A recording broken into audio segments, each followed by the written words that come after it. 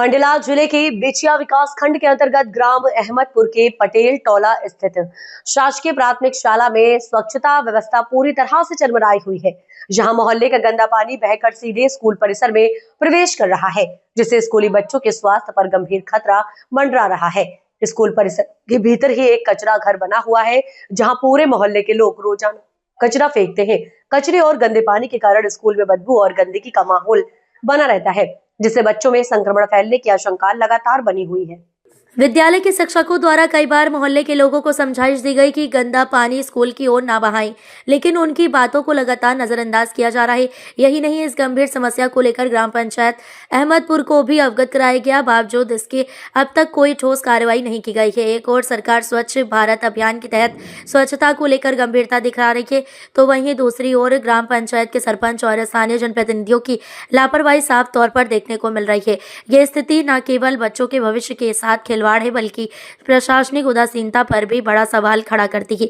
अब देखने वाली बात यह होगी कि प्रशासन और जिम्मेदार जनप्रतिनिधि इस समस्या पर कब तक ध्यान देते हैं और स्कूली बच्चों को साफ व सुरक्षित वातावरण कब मुहैया कराया जाएगा। ये पूरे मोहल्ले का जो पानी, बरसात का भी पानी और नहाया धोया जो पानी है, वो मेन गेट से हमारे स्कूल के अंदर आता है।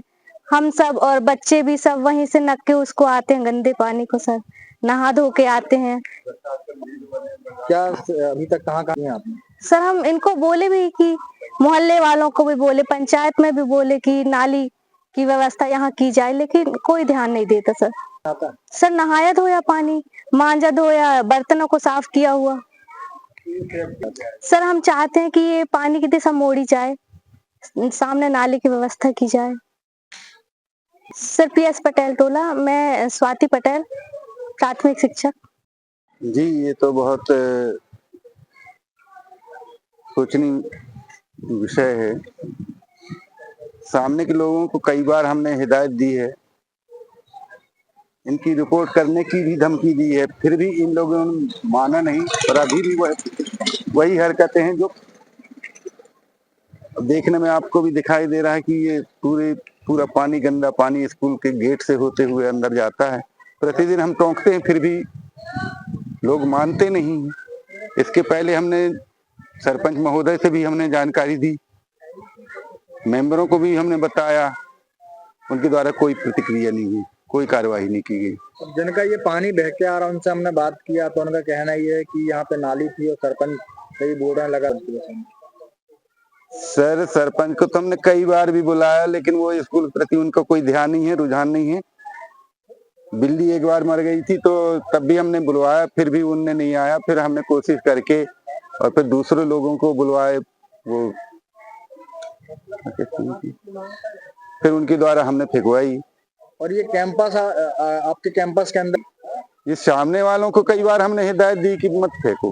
अब ये केवल टंकी बनी हुई थी, पहले ये बिल्डिंग जब बन रही थी तो पानी रखने के लिए, जिससे वो तराई कर सके करके, तो खाली थी। तो वो खाली में बच्चे हमारे यहाँ के लाके इकट्ठे रख के और उसमें जला देते हैं, साफ करते हैं, लेकिन सामने वाले भी उसका उपयोग करने लगे और हमारी स्कूल खुलने के पहले वहां पर कचरा डाल दिया जाता है। अब क्या चाहते हैं?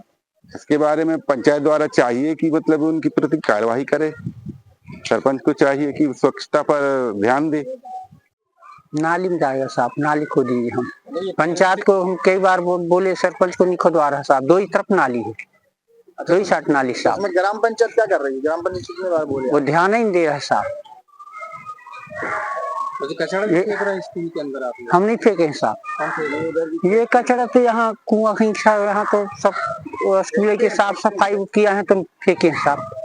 हम बल्कि कई बार हम आगे लगाए हैं, यहाँ सफाई करते हैं साहब, खरहारते हैं, झाड़ते हैं साहब। यहाँ स्कूल गेट कहाँ से यहाँ तक साहब। यहाँ पर नाली नहीं है तो फिर ये पानी आप कहाँ बहाएंगे?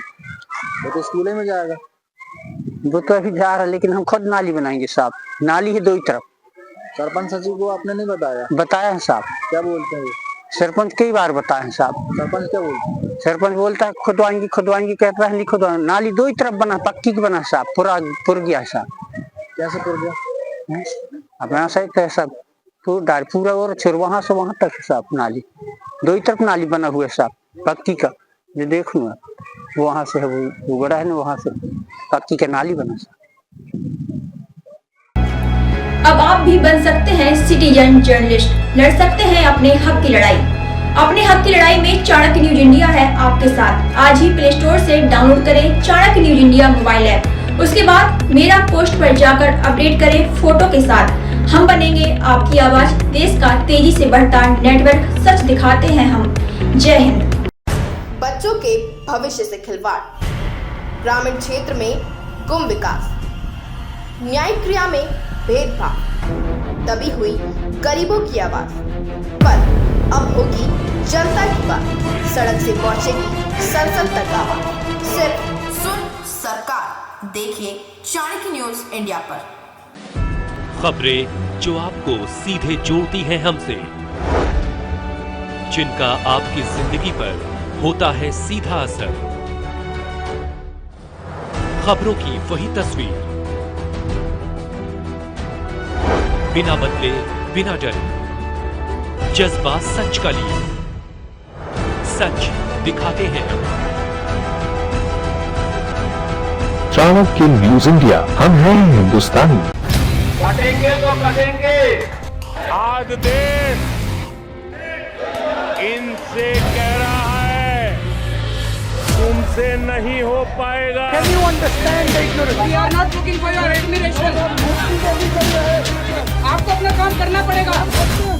राजनीति देखिए चाणक्य न्यूज इंडिया के साथ।